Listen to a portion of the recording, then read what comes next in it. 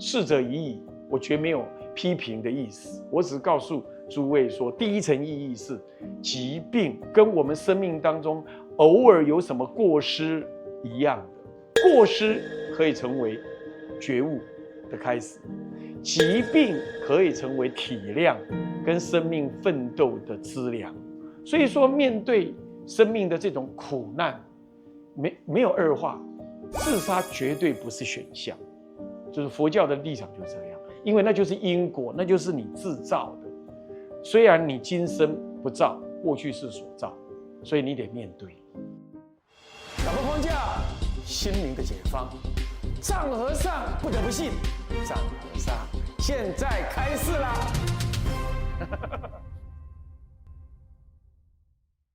首先就是说，自杀这两个字所表现的意义是什么呢？就是加工死亡。简单讲，用白话讲就是这样。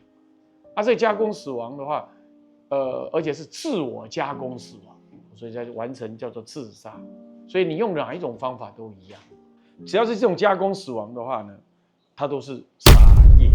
所以就佛教本质来说，自杀你就是杀人，就大家要了解所以佛教完全不主张自杀。但现在多元文化啦，他会说那是他的选择，生命是他的，所以他可以自己选择。首先我们要说明的就是说，生命是他的这句话本身就需要讨论。真的生命是他的吗？两个人相爱，然后那个对爱我的人来讲，我的生命就是只是我的吗？我对他没有责任吗？我好好活着，我对别人没有责任吗？我们反过来想，你活下来，你从娘胎出来，难道你自己能活吗？你这样就想就知道了，其实你是倒过来，其实你依赖这个世界活下去的情况很多。那你既然依赖这个世界，那我们讲个比较严肃一点的，那就是这个世界对你呢，好了，不要讲有恩其实就是有恩，父母恩、国家恩、众生恩，还有三宝恩，你不一定信佛但是有恩所以我看不能够那么的自我感就这样，就像说爱情你一个人自己完成吗？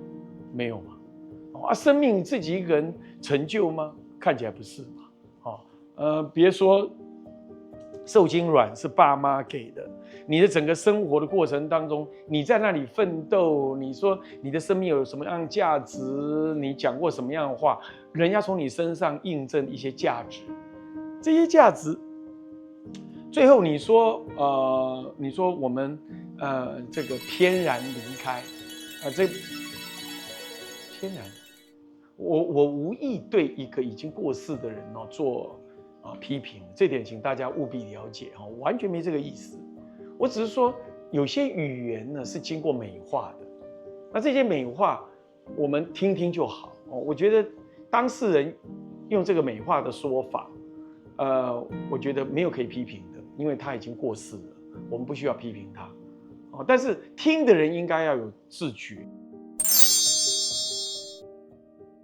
那安乐死算什么？一点都不安乐因为那就是加工死亡。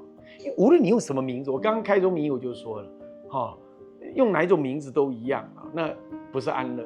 好，那么我们从法理上也听到这样，那从佛学上讲，那也是一种自杀行为，是一种因果。再来从效果上来说，他会每一天重死一遍，哇，那是很辛苦的，一点都不安乐。无论你那个过程看起来，你那个杀死的那一刹那看起来很快然后一刀两断然后注释之后呢昏睡死亡，死得很好看，这都没有用，因为你就是加工死亡。就算他后来去投胎了，已经没有在中阴身当中他将来投胎，他也会有这种习惯，就是你说的嘛，他习惯逃避生命的问题嘛，是这样。生命是问题，有些真的生命问题真的很辛苦，这点我必须要跟广大的听众呢这个声明，我完全不视于这位作家他所面临的孤独、年老、疾病、无奈等等我想我们完全的尊重他受到的这些困扰我们也不敢说我们就能理解，因为我不是他哦，但我们应该可以理解到他确实很困扰。但人间困扰事情太多哦，就像你刚刚说的，不是困扰就可以用一刀断。如果这样一刀断的话，生命的奋斗会没有意义。所以年轻人，我们说勇敢，我们说青春活力，就在这个时候要表现。我们刚好面对这些挑战的时候呢，年轻人最好要面对挑战，然后呢去训练自己的肩膀，训练自己的肌肉。就以他那个文字来说，他说年轻人，你们还有好多未来，你们还是年轻，不应该跟我一样。这意味着老年就没有价值了。现在就不谈病，谈年纪。就佛教的生命意义来看，老年顶多就是可能接近这个你生命这一世结束比较近一点。但我还是要说一句话棺材是装死人的，不一定装老人的。自然有很多年轻人也是早死。那年轻人现在也想一想，我也活得很累啊，我跟你一样很累啊。那你说你老年你还得过有那么大的名气，我的死搞不好还轻如鸿毛嘞，你搞不好你这么重如泰山的，你都可以 say goodbye 了，那我搞不好还可以这样做。所以他的那个劝勉我无意批评的意思，我只是说这些劝勉可能对某些人想法如果不够阳光的话，可能也没有作用。不需要去想着要去自杀。我说过，佛教的立场或其他宗教立场都告诉你，自杀真的不是解决问题的方法。首先，你观念要正确。但如果你已经是自杀了，或你有家人自杀了，那应该怎么做？那其实就是要同理心他，如果他人很辛苦，那怎么样？至少佛教做法上，你是亲戚的话，你应该为他诵经，诵《法华经》《金刚经》这一类经典。然后呢，诵越多越好。然后诵经的时候，应该多少懂那个道理，要懂那个道理懂那个道理之后，你再诵着，最好是跟大家一起诵。跟大家一起诵的话，会有一种加持力，好像就大家一起划龙船一样一起往前，那这样力量更大。那这个力量会感应到你的家人，你的那位自杀的人，是这样，他会看到生命的光辉然后也会看到生命的实相。他之所以会自杀，就是不了解光辉，不了解实相，这都是生命的样态，无论苦乐都是自作自受的。所以了断只有面对，没有所谓的切断。切断的话，还会再次。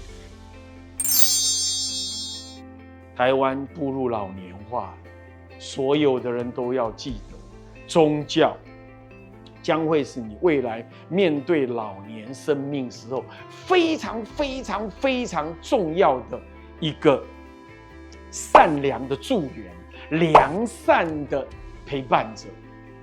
去理解宗教，去找到你宗教中你能够信仰的宗教，你去找到你能够为他投入到生命最后一刻而带着微笑离开的那种宗教里面。绝对是台湾未来老年化的社会当中特别要注意的事情。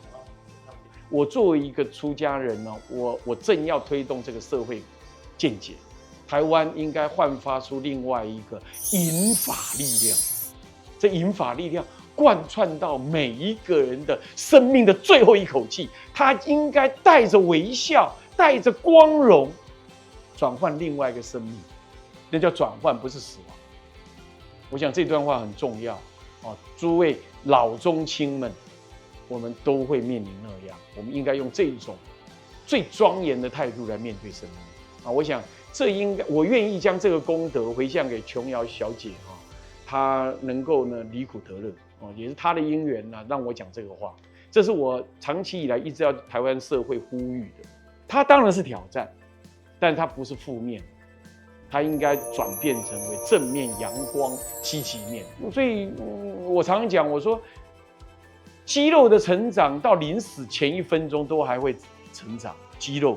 所以，只要你用它，它就成长。把肌肉想成生命就对了。在你死亡的前一刹那，你的光辉都在发射。你对生命的积极意义都在努力。台湾的主要世界的所谓100大，甚至于前10大企业，哪一个不是银发族？是吧？你看我们张忠谋先生啊，我们的这个郭台铭先生都上了年纪了，是不是？那你看看美国总统，稍微年纪轻一点的川普，他也70多了，是不是这样子啊？所以这个意义在这里啊。这个银发的生命力量其实是最庄严的。哦，当然这不意味着年轻不庄严。我说意思，各个年龄层都是它无比庄严，把它发挥出来，好不好？奉劝全台湾的老年这银发族们，你们是台湾未来新兴力量的一群，一起来努力。小铃铛响，注意啊，按赞、分享、订阅，然后你这个小铃铛要响起来。